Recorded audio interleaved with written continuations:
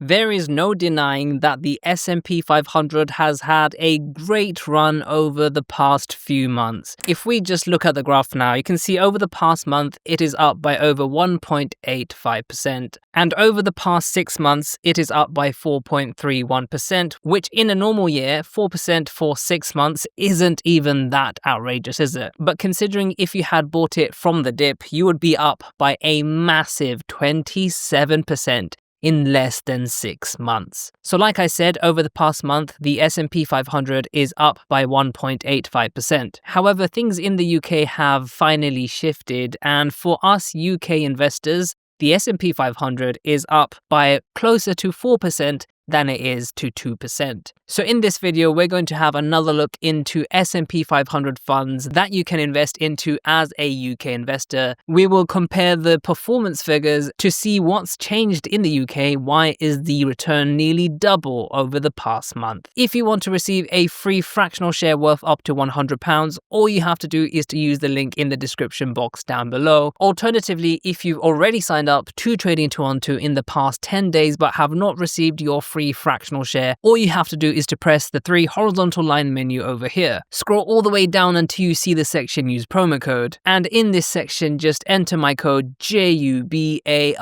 and you should receive a free fractional share. Now going back to the Vanguard S&P 500, I show this all the time just because it is one of the most popular funds to invest into the S&P 500 as a UK based investor. Now remember, we're going to be comparing performance figures, but please don't use this as a means of, guaranteeing your future returns, because it never really turns out that way now, does it? So one thing to note is that the UK markets close at 4:30 p.m. I'm filming this right now at 9 p.m, which means that the US markets have just closed. Now towards the end of the UK market closing, the S&P 500 did creep up a little bit, but in the American markets, like we'll see, it did continue to increase and increase. Now because the UK markets don't take this into consideration, when the UK markets open, and assuming everything stays the same, the Vanguard fund will be closer to around 4%, but we don't make that comparison because the future is not guaranteed. Now, one thing you will notice with the UK-based ETFs such as the Vanguard USA is that the all-time highs were made in January, and since then this fund, or most of these funds, have not actually recovered to all-time highs, which is really weird. Now over here I have the fund, the iShares Core S&P 500, and this fund is different from the Vanguard USA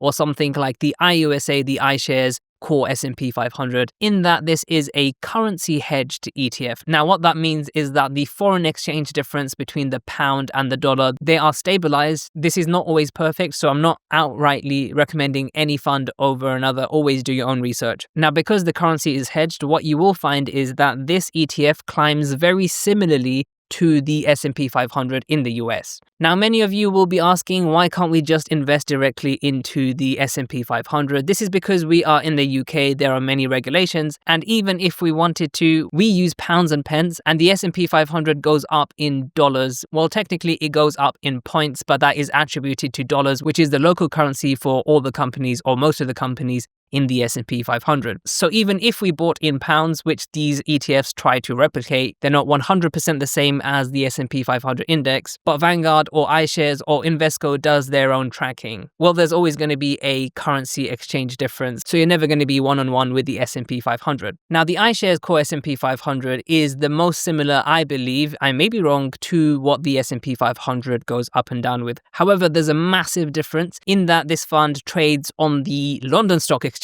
which closes at 4:30, which means after 4:30, no trades are being met until 8 o'clock the next morning. Now, this leaves many hours of discrepancy between, the New York Stock Exchange and the London Stock Exchange. In other words, at 4:30 p.m. London time or UK time, this market closes, but the S&P 500 keeps on going. So in the morning, there will be differences reflective or indicative of the S&P 500. There's so much going on here. I'm saying this because, as you can see, over the past month, it is up by 1.68%. And then we can see the actual S&P 500 is up by 1.85%. Now, this difference of about 0.2% is basically what happened to the markets after the 4:30 p.m. cutoff of the UK markets. is that the S&P 500 went up. So therefore, this fund is quite similar to the S&P 500. Again, this is not a perfect, index. This is not a perfect tracking. It's not a perfect hedging. All sorts of stuff go on, including fees and stuff. So it's not a one-on-one with the index. It's actually impossible to do so. So there is a massive difference over the past month between something like an S&P 500 hedged ETF and something like the VUSA. Now, for example, it doesn't really matter if you invest into the Vanguard S&P 500 or the IUSA. They're very similar. They're not completely the same. As you can see, if you go into fund allocation and compare the different ETFs, they will be different. This one is more Nvidia heavy and the other one might be Microsoft heavy. I'm not too sure right now. But anyway, you can see over the past month, the performance has been very similar, very different to the hedged ETF, which is up around 1.6 or 1.8%.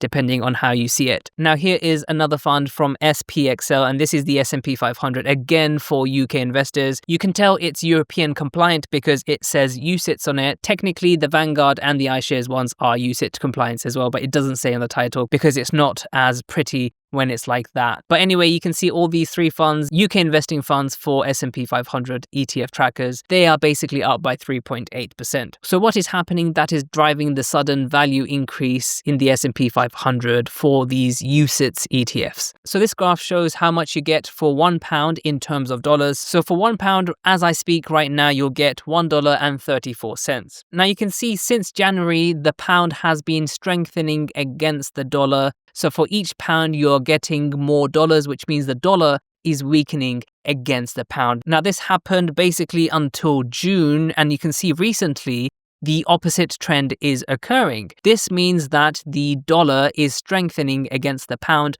or the pound is weakening against the dollar. The pound gives you less dollars in exchange. Now you can see this more apparent on the 1 month scale. Now over the past month, the pound has weakened against the dollar by about 2.15%.